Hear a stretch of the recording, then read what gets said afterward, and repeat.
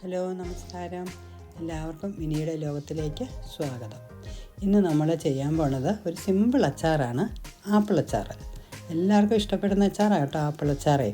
അതിന് വേണ്ടുന്ന സാധനങ്ങൾ എന്തൊക്കെയാണെന്ന് വെച്ചാൽ, ഒരു ആപ്പിൾ അരിഞ്ഞത്, പിന്നെ ഞാൻ വെളുത്തുള്ളി അരിഞ്ഞ് വെച്ചിട്ടുണ്ട്, ഇഞ്ചി, പച്ചമുളക്, വിനാഗിരി. ഇത്രയും സാധനമാണ് ഈ ആപ്പിൾ അച്ചാറിടാൻ വേണ്ടത്. പിന്നെ മുളക് പൊടിയും ഉപ്പുമൊക്കെ വേണം. പ്രധാനമായിട്ട് വേണ്ടുന്ന ഇൻഗ്രീഡിയൻസ് ഇതൊക്കെയാണ്. ഞാനൊരു പാൻ വെച്ചിട്ടുണ്ട്. എന്നിട്ട് ഞാൻ എണ്ണ ഒഴിച്ചു. എണ്ണ ചൂടായി വരുമ്പോഴത്തേക്ക് നമുക്ക് കടുകിടാം. കടുകിട്ട് കടുക് പൊട്ടിക്കഴിയുമ്പോൾ നമുക്ക് ഉള്ളിയും വെളുത്തുള്ളിയും ഇഞ്ചിയും കൂടെ ഇട്ട് ചൂടാക്കണം. അത് വഴറ്റണം. ഞാൻ സത്യത്തിൽ ഈ അച്ചാറേ ഇപ്പോൾ ഇടാൻ പോകുന്നത് മോളുടെ ഒരു ഫ്രണ്ടുണ്ട്, ഐഷുവേ. അവൾക്ക് ഭയങ്കര ഇഷ്ടമാണ്.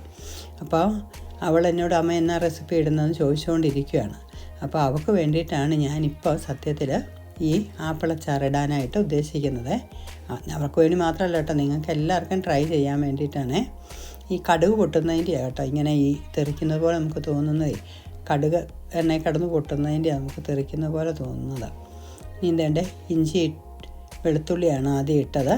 വെളുത്തുള്ളി ചുവന്ന് ഇട്ടപ്പോഴത്തേക്ക് എണ്ണ നല്ല ചൂടല്ലേ, അതാണെന്ന് തോന്നുന്നു വല്ലാണ്ട് തെറിക്കുന്നത് പോലെ കാണുന്നത് കേട്ടോ.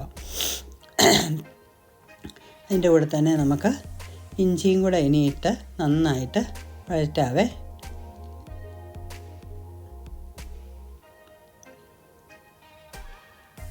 ഇഞ്ചി ഇട്ട് കഴിഞ്ഞ് പച്ചമുളക് നമുക്കിടാം. പച്ചമുളക് ഇട്ട് അതൊന്ന് ചുവന്ന നിറമാകുന്നവർ, കരിയൊന്നും വേണ്ട, ഒരു ചെറിയൊരു വാടൽ, സാധാരണ നമ്മൾ അച്ചാറിടുകയല്ലേ, അപ്പോൾ അതുപോലെ തന്നെ നമുക്ക് ഒരു ചെറിയ ഇതാകുന്നത് വരെ ഇടുക. എന്നിട്ട് ആപ്പിളിടുക. ആപ്പിളിന് ഒത്തിരി വേവൊന്നുമില്ല കേട്ടോ. ആപ്പിൾ നമ്മളൊന്ന് വഴറ്റിയെടുത്താൽ മതിയേ. ആപ്പിൾ നല്ലപോലെ വഴറ്റി വേകാനൊന്നുമില്ല. ആപ്പിളിന് ഫ്രൂട്ടല്ലേ, അത് അധികം വേവിച്ചൊന്നുമില്ല.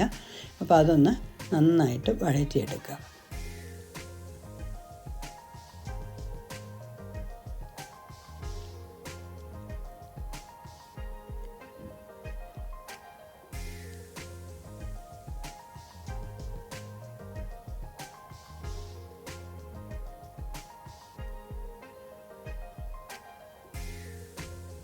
അപ്പോൾ അതൊന്ന് വഴന്ന് വന്നപ്പോഴത്തേക്ക് നമുക്ക് ഉപ്പിട്ട് കൊടുക്കാം.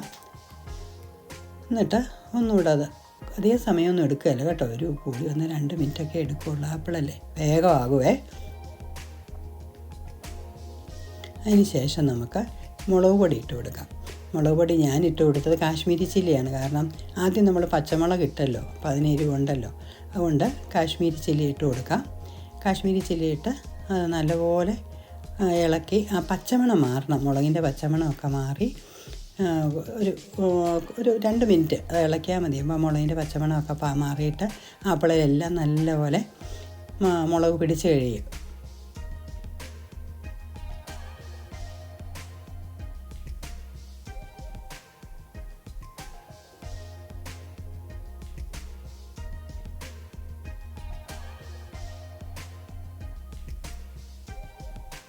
ഇനി നമുക്ക് വിനാഗിരി ഒഴിക്കാം. വിനാഗിരി ഒഴിച്ച് കഴിയുമ്പോഴത്തേ തീ തീർത്ത് കുറച്ചിടണം കേട്ടോ.